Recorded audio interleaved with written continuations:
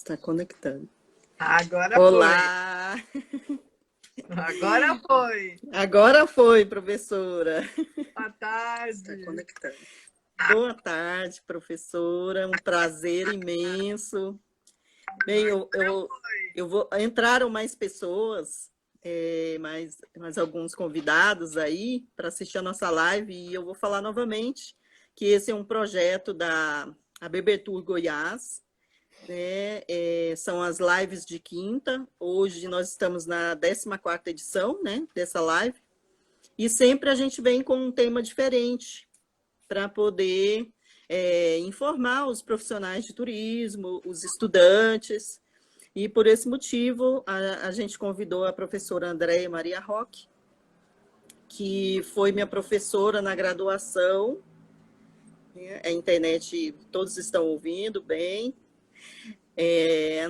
Andréia foi, eu tive o prazer de tê-la como minha professora na graduação, isso em 2003, né? Porque eu tive algumas indas e vindas na faculdade, na graduação de turismo, e isso foi em São Paulo, na FISO, Faculdade de Integração Zona Oeste, lá da cidade de Osasco, né, professora? E de lá para cá a gente perdeu um pouco o contato e acabou se reencontrando novamente através do turismo, o turismo nos unindo mais uma vez,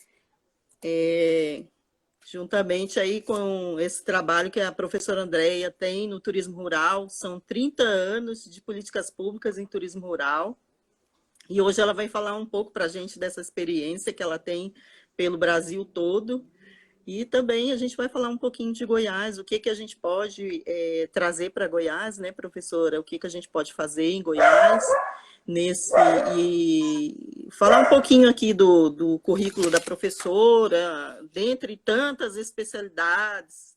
Ela é agrônoma, engenheira agrônoma, né, professora? Mestre em desenvolvimento rural pela Universidade de Lavras também. E agora é doutoranda no programa de desenvolvimento territorial, indicadores ambientais também, né? Desenvolvimento territorial da América Latina, atendendo o setor privado, governos estaduais, municipais. Mas isso ela vai poder falar, é uma expert em turismo rural.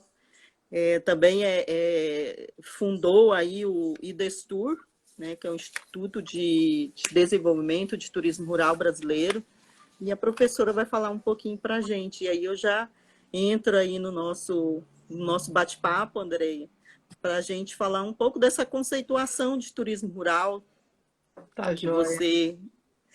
você tanto nos ensinou e explana tão bem, e tem uma larga experiência aí para passar para a gente. Bom, primeiro é um prazer falar com você. Eu acho que educação e comunicação é um projeto, né? E que não começa e termina quando a gente deixa de dar aula ou começa a dar aula. Continua quando a gente se encontra com o aluno. Eu estava comentando hoje mais cedo que você fez parte da minha primeira turma de faculdade, né? E de lá para cá tanta coisa aconteceu, e quando a gente se reencontrou, esse carinho de construção, de felicidade, de ver que as coisas caminharam. Então, eu acho que educação é isso. Estar em sala de aula não é só dar aula, é acompanhar, é ficar feliz. E é por isso que eu aceitei com todo carinho a live da ABBtour Goiás. Eu fujo um pouco de live, eu só gosto mais de assistir, mas fiz assim questão de estar com vocês, de participar, porque é tão bom ver uma aluna que Muito caminhou e obrigada, foi. professora. E aí depois também eu recebi a mensagem do João Paulo. João, obrigada pelas palavras. Vamos lá.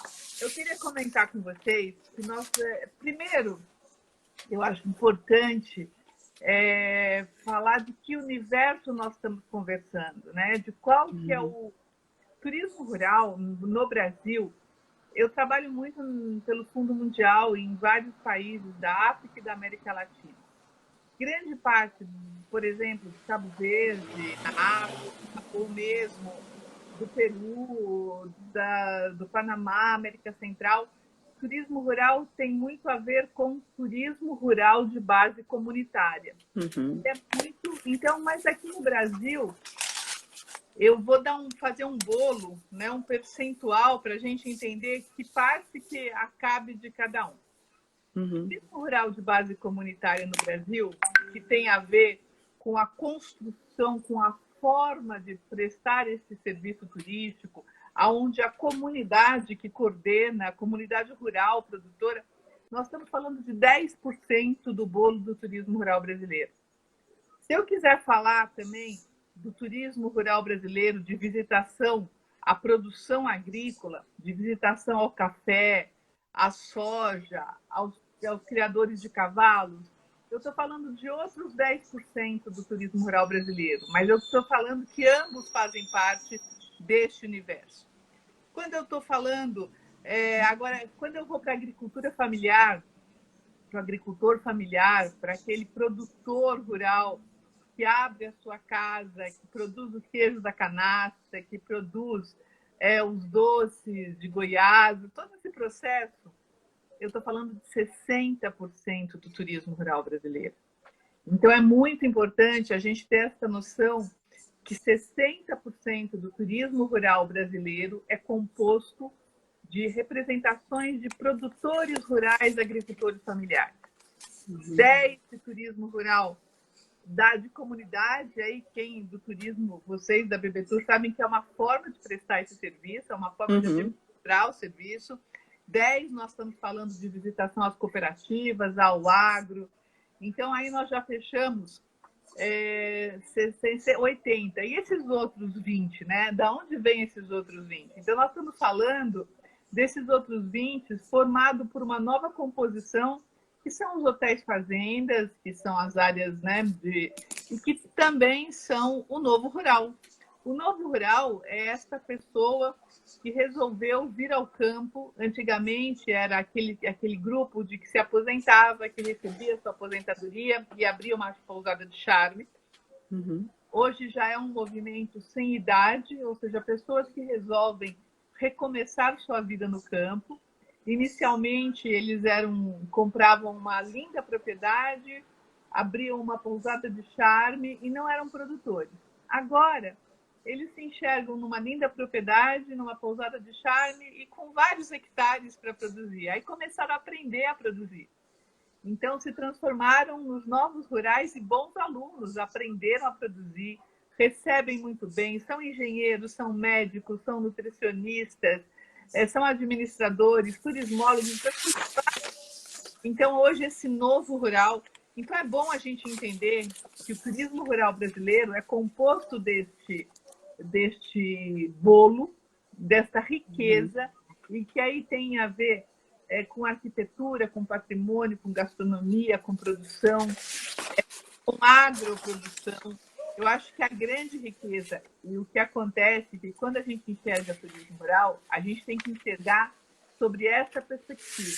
Este bolo que é dividido em fatias distintas, que é onde o carro-chefe é o agricultor familiar, mas nós temos 40% de outros empreendedores, né, com uma grande realidade. Então, assim, o Brasil hoje, sem dúvida nenhuma, é o país... Bom, primeiro, a nossa identidade rural é muito forte. Primeiro, nossa produção rural é muito forte. Então, por que o Brasil rural... Então, é muito interessante que quando a gente... Entrando em política pública, porque para entrar em política pública, a gente tem que entender do que eu estou falando, né? Qual é o nosso bolo? Então, em Goiás, qual é o bolo? Qual é aquele que tem mais ou menos agricultura familiar ou grande produção? Como tem... Eu estava conversando com o pessoal de Minas Gerais, daquela região do Triângulo, que é muito semelhante à região de vocês. Inclusive, eu tenho colegas, né, da época da faculdade que são daí, que a gente vê que é uma união do agricultor familiar da mandioca, daquele produtor que produz, que pode ser arca de gosto do slow food, com o produtor de sementes, do agro, e que isso compõe o universo turístico rural de Goiás e que pode trazer uma característica muito particular e peculiar. Então, assim, é importante quando a gente pensa em turismo rural, quando a gente pensa em roteiro de turismo rural, quando a gente pensa numa política municipal de turismo rural, a gente tem que entender com quem que a gente está conversando. Uhum. Pode ser com a comunidade, se tiver comunidade, com o agricultor familiar, se tiver agricultor familiar, com o novo rural, esses são ótimos para trabalhar, porque estão sempre muito interessados, com o produtor rural de grande porte. Então, esse é o contexto. Todos eles, em algum momento, optaram por serem prestadores de serviço turístico. E aí que entra no universo do turismo e que tem que seguir as características, né, básicas de prestador de serviço turístico. Qualidade de bem receber, qualidade do bem atender. E mais do que nunca, nesse momento, a gente tem que mostrar diferencial. Então, é por isso que nasceu há pouquíssimo tempo um movimento que chama Turismo Rural Consciente, que são empreendedores do norte ao sul do país que se uniram e resolveram criar uma marca. Por que eles resolveram criar uma marca? E aí é uma grande briga minha e do turismo rural com o Ministério do Turismo, porque nós não temos, grande parte de nós não tem cadastro. E aí se fala, por que vocês não têm cadastro? Vocês não querem fazer parte do grupo do turismo? Nós queremos muito. Só que nós nascemos da agricultura, entramos num processo de prestação de serviço turístico e lutamos para que o nosso CNPJ rural, ou o nosso número de produtor rural, pudesse seguir as normativas do cadastro, ou seja, fôssemos reconhecidos para que pudéssemos usar. Então, neste momento, o turismo rural brasileiro tem que ser agricultor, ter o seu número de produtor rural e abrir uma outra empresa. Isso é bitributação. Isso é impossível num país injusto tributário como o nosso, sermos ainda bitributários. É por isso que 90% do turismo rural brasileiro é informal. Quando me falam que é ilegal, eu falo que não. Legal é quando tem uma lei e você não segue. Informal é quando não tem uma lei que regulamente isso, e aí você fica nessa informalidade, aonde 90% do turismo rural brasileiro não pode ter o cadastro. Então, isto nos tira chances e oportunidades, e é essa falta de uma visão da política pública brasileira que nos tira a chance de ser o maior destino de turismo rural do mundo. Por quê?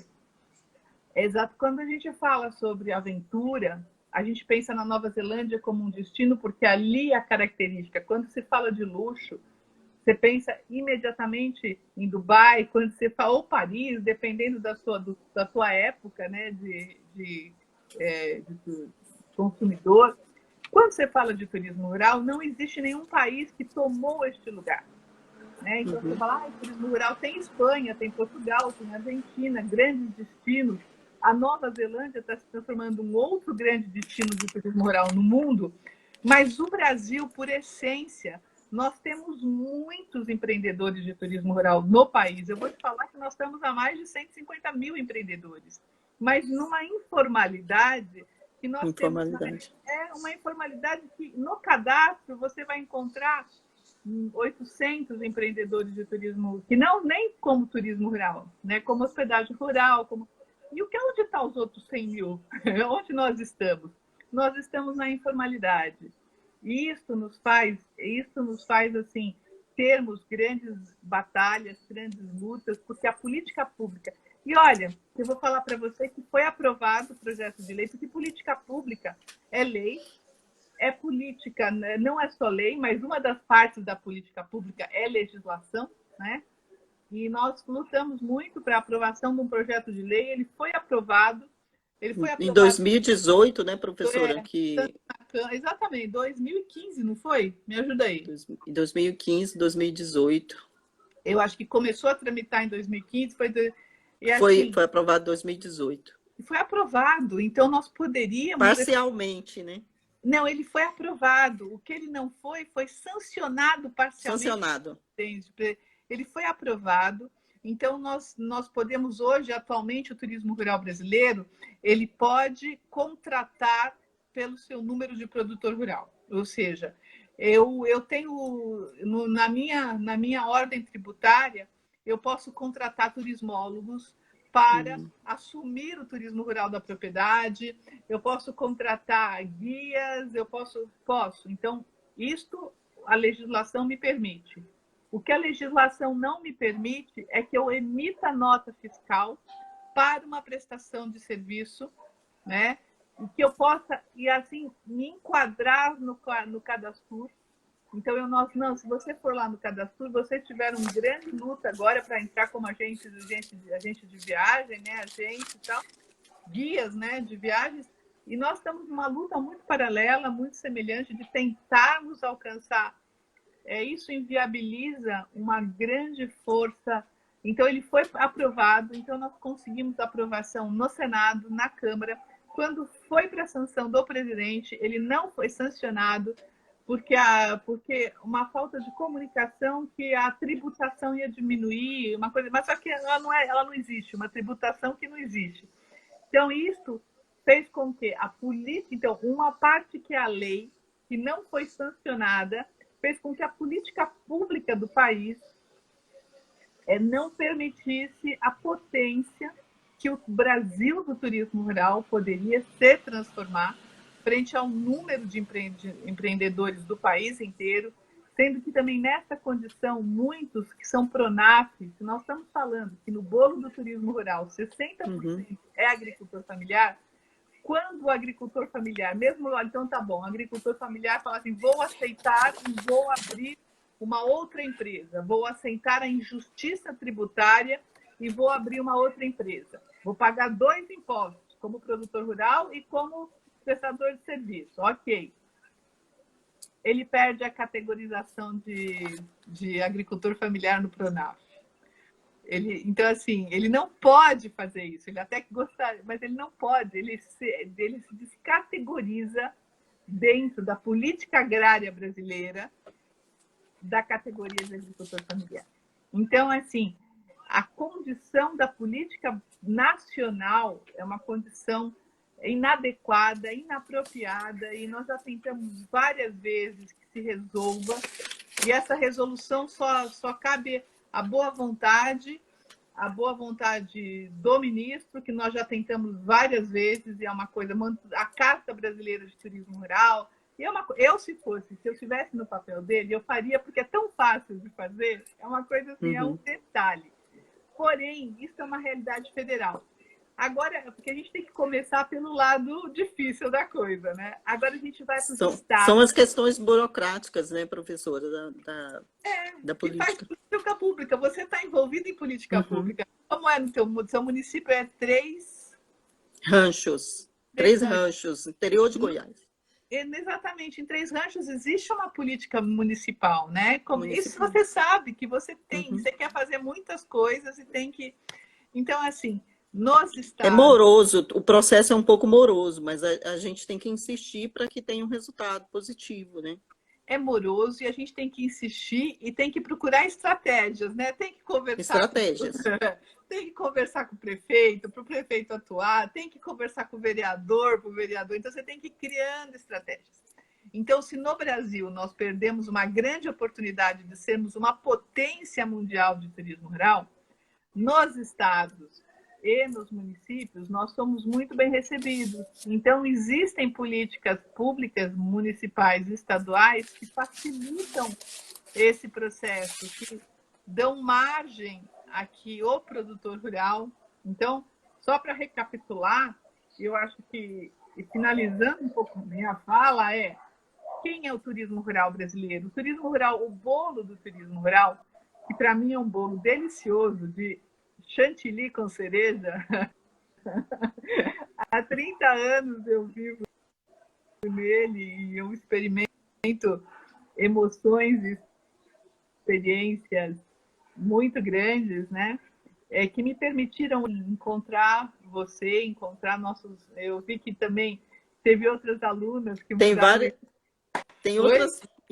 Tem outros alunos aí da graduação mandando mensagem. Os amigos da BB Tour também estão mandando várias mensagens aqui. Professora, todo mundo está aqui atento à sua fala, viu?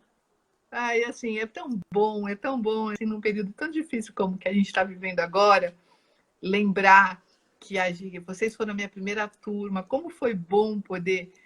de lá para cá eu estudei, eu trabalhei, mas a gente não perde esse vínculo. Então, eu quero falar que eu estou aqui na Bebetur Goiás, porque, com alegria, a minha aluna hoje assume um posto na Bebetur, é uma profissional e merece meu respeito e minha consideração. Estou aqui presente por você e por todos.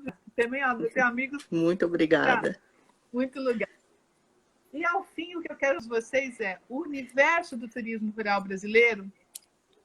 Ele é este bolo que eu recapitulo. 60% do nosso universo é agricultor familiar e depois nós temos o turismo agro, que é a visitação às produções, às fazendas históricas, aos hotéis fazendas. Temos o novo rural, que também eu acho que é interessantíssimo. Esse novo rural que é um bom aluno, que são de várias áreas, estão abertos a aprender turismo, aprender produção. Então, quando um gestor, quando um turismólogo pensar em turismo rural, ele vai ter que pensar nessas vertentes. Quando ele pensar no roteiro, ele vai ter que pensar que pode colocar vários elementos no seu mesmo roteiro, elementos interessantes, dependendo da sua região, do seu produto de origem.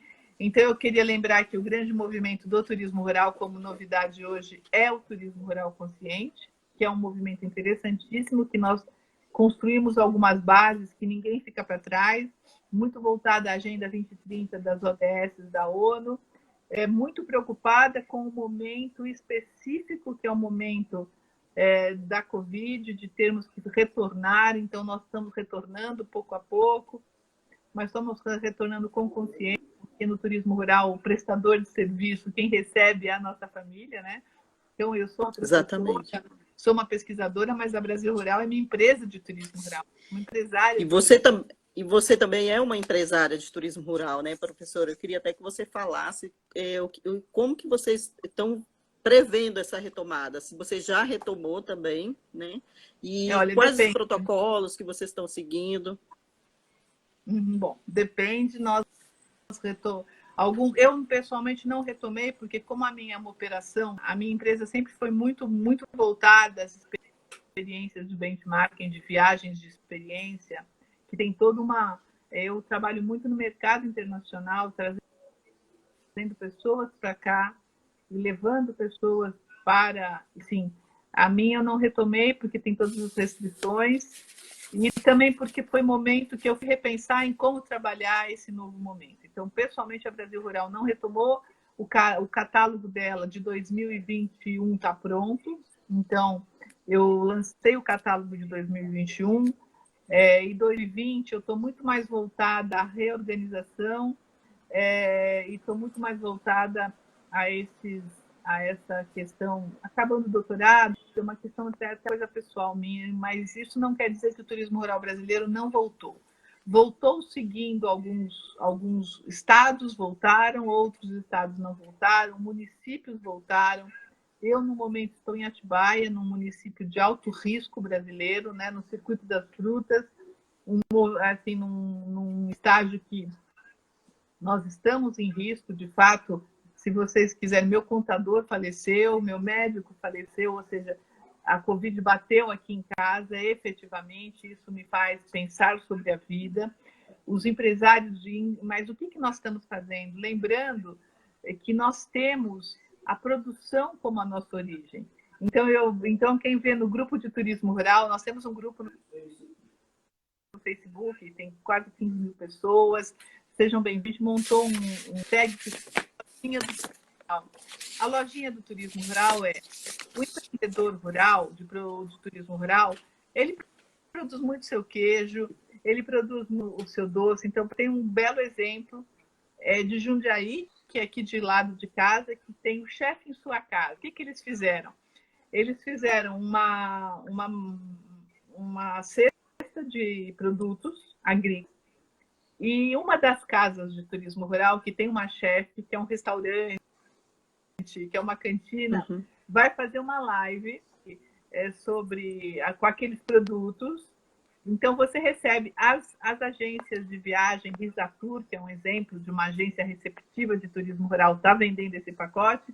Você acessa a live, recebe a cesta e está feita mais um roteiro de turismo rural. Então, assim, nós temos a produção como uma base. Então, a lojinha do turismo rural está funcionando, alguns municípios. Agora, vocês têm que lembrar que o turismo rural tem qualidades ambientais muito boas, no sentido de natureza, de espaço.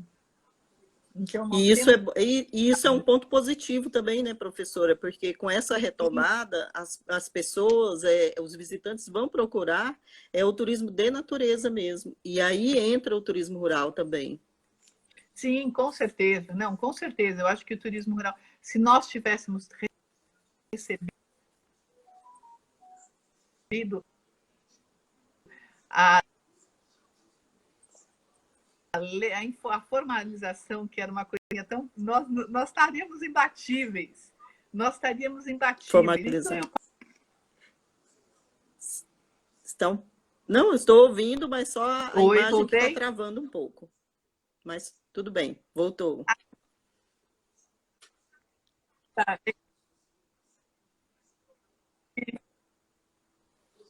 Bom, o que aconteceu assim, se nós fôssemos nesse momento formalizados, vocês teriam a noção de quantos nós somos, muitos nesse país. Nós batemos a casa dos 100 e o turismo rural está aberto a essas... lembrando que eu sou a velha guarda, então quando começou o turismo rural no país, tinha muito a ver com essa... E é uma parceria entre o rural e o importante que a gente fale sobre isso. Que a grande sabedoria é unir universos, né? E pronto, exatamente. É isso que eu queria falar e dizer que Goiás do turismo rural, nossa, Goiás do turismo rural, não preciso nem falar para vocês que Goiás do turismo rural, o primeiro roteiro de turismo rural do país chamou de Goiás. Só para vocês terem ideia, eu acho que você nem... Quintais de Goiás. A jovem guarda nem lembra disso, né? Mas Quintais de Goiás foi um roteiro delicioso. E começou em 2008, Quintais de Goiás, não foi, professora? Pelo que eu pesquisei aqui, ele iniciou, foi um projeto do Sebrae, né? Juntamente com algumas empresas, uma empresa da iniciativa privada, e aí com esse objetivo, né, de mostrar um pouco da ruralidade do estado, dos locais mais próximos aqui de Goiânia. Sim, começou um pouco antes de 2008, eu estive com vocês, era 2002, 2003, eu ainda estava dando aula para você, era mais assim, acho que formalizou em 2008 como uma associação, porque tem esse processo, né, de formalização, e assim, então, claro, o tempo muda, mas eu quero dizer que a tradição do turismo rural em Goiás é muito forte.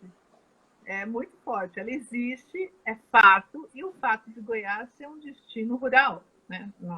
A ruralidade goiana A ruralidade goiânia, né? Ela é tão reconhecida quanto a gastronomia. E vem a questão da gastronomia, a questão dos costumes, a questão, né? Então, assim, a própria cultura, né? A própria cultura do sertanejo, isso já nos favorece bastante nessa questão da ruralidade. Hoje, por exemplo, a gente não tem um roteiro no estado de Goiás, né? Hoje a gente... Inclusive, a Goiás Turismo até está fazendo um estudo, né, sobre turismo rural, e eles devem iniciar aí, provavelmente, um trabalho roteirizando os destinos turísticos do estado de Goiás. Inclusive, igual eu te falei, aqui em Três Ranchos, a gente também tem um projeto que a gente está iniciando, né, está bem no início, que é um projeto de um circuito da mandioca, que nós aqui na região somos um dos maiores produtores de mandioca, e isso nós temos em torno aqui, André, mais ou menos de 60 a 80 produtores, pequenos produtores da zona rural do nosso município, que são produtores da mandioca, produzindo o produto, fazendo a farinha, fazendo polvilho, Então, a gente tem até pensado nessa possibilidade, inclusive foi meu objeto de estudo também no mestrado. Eu falei um pouco sobre a questão da ruralidade aqui do nosso município, e até falar que a professora Giovana, que é a presidente da BBTur, está aqui conosco também, Giovana. e ela é a Giovana, a professora Giovana Tavares, e ela também vai fazer parte desse projeto juntamente conosco, para desenvolver, né? Até conversei com você, possivelmente vamos ter que ser amparados por você aí também, para a gente desenvolver esse projeto aqui no município e trazer e despertar para a visitação o que nós temos de melhor, né? Na nossa ruralidade. Além dessa construção toda da ruralidade do Trianchense, com relação à produção da mandioca, no período de junho, julho, a gente tem as próprias festas, né, as festas religiosas, onde as pessoas das comunidades fazem os preparos à base, os seus produtos são à base da mandioca. Então, assim, eu acho que seria um roteiro interessantíssimo aqui da gente. Nós já estamos pensando nisso, né? Já iniciamos. Infelizmente, esse ano nós não conseguimos ir a campo por conta da situação que nós estamos atravessando, mas é um projeto que já está em pauta, sim, além desses que além desses que a Goiás Turismo vai desenvolver com outros destinos, né, que vai ser implantado também, que vai ser fomentado, e inclusive a professora Giovana, eu estive conversando com ela hoje, o Fernando também, da Goiás Turismo, em que eles já estão iniciando algumas pautas aí com relação ao turismo rural, a questão dos destinos. E realmente muito bem lembrado essa questão dos quintais de Goiás, né? Que você havia falado aí, que hoje os municípios têm trabalhado.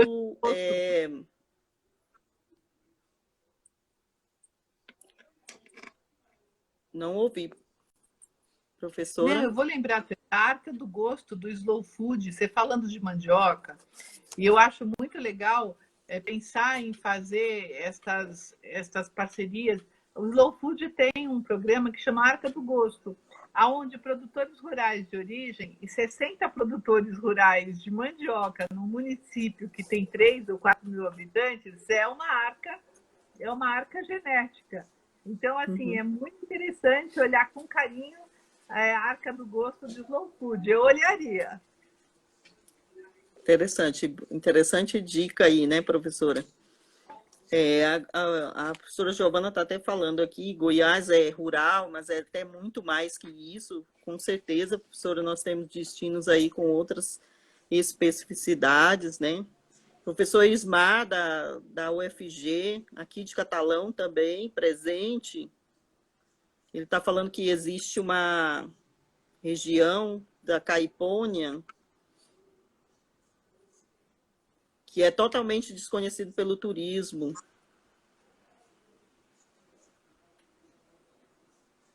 Não, sem dúvida nenhuma. Acho que os estados.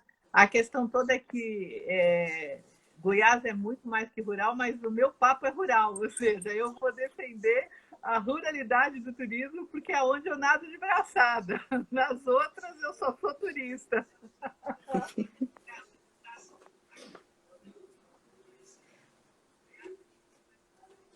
É verdade, professora. A gente vai abrir aqui para algumas perguntas, né? Claro, me Algumas coloca. pessoas já têm colocado. Inclusive, professora, eu queria que você falasse um pouquinho para a gente, enquanto a gente vai vendo as perguntas aqui, a respeito desse empoderamento da mulher, né, nesse campo da ruralidade, e que você faz parte e faz muito bem o seu papel. Como que é para você? Quais as dificuldades? O que você tem? O que você enfrentou durante esses 30 anos? Como é que foi a sua experiência? Não, essa história é uma história bonita de, assim, o papel da mulher no universo rural, e aí eu vou para o universo rural. era um papel muito difícil. Nós, mulheres, tínhamos assim umas limitações impostas pela ruralidade, né? Pelas regras da ruralidade, que nos faziam muito presas em várias coisas. E muitas de nós enxergou no turismo um caminho para termos o próprio dinheiro, o próprio direito à definição das propriedades rurais, então abrindo a sua casa. Então, o papel da mulher, assim, por isso, você está falando isso por causa do nosso movimento, né, que é Mulheres no Turismo Rural. Exatamente. Que são muitas, é porque muitas de nós, principalmente da velha guarda, como eu, nós encontramos no turismo um local de destaque, né, do turismo rural. Foi um lugar que nós nos encontramos para abrir as nossas propriedades e para termos assim o nosso trabalho desta ruralidade, para termos o nosso espaço. Então, a mulher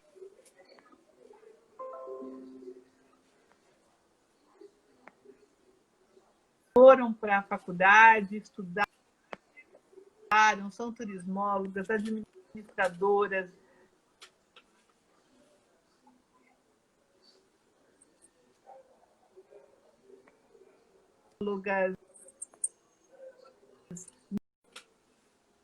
aonde tinham 150 homens e 2 mulheres, o espaço era muito mínimo, né? Nós éramos muito cerceadas e podadas.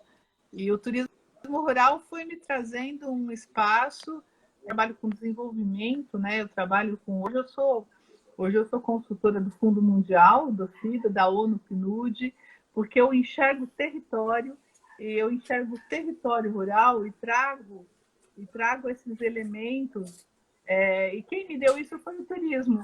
E que é por isso desse meu profundo carinho, desse meu profundo reconhecimento por vocês, de estar aqui conversando com vocês, porque quem me trouxe esse espaço no universo rural foi o turismo. Então, a mulher rural, ela tem um profundo carinho pelo turismo rural por isso.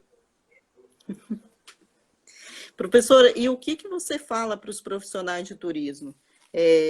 O que a gente pode, o que os profissionais, os estudantes hoje, diante dessa situação toda que nós estamos passando, qual seria a contribuição do profissional do turismo nesse meio, nesse campo rural? Bom, na verdade, eu falaria aquilo que eu falo para você desde a nossa primeira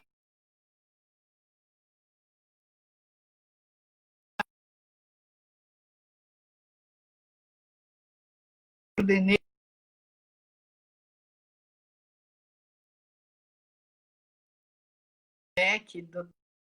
doutorado, coordenei alguns cursos de turismo e tive muitos colegas turismólogos na minha equipe, junto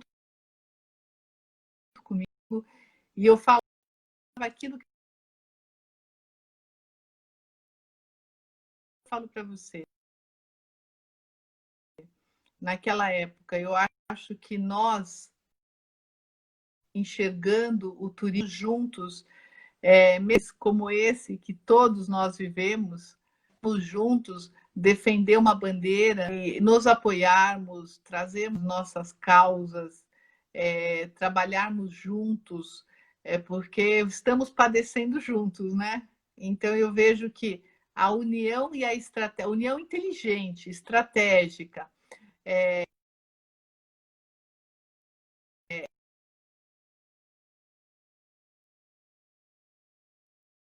né? Nós temos um turismo voltado a ações rodoviárias, profissionais de turismo, né? Nos enxergarmos modificando a nossa forma de estruturar os nossos produtos. Não estou escutando.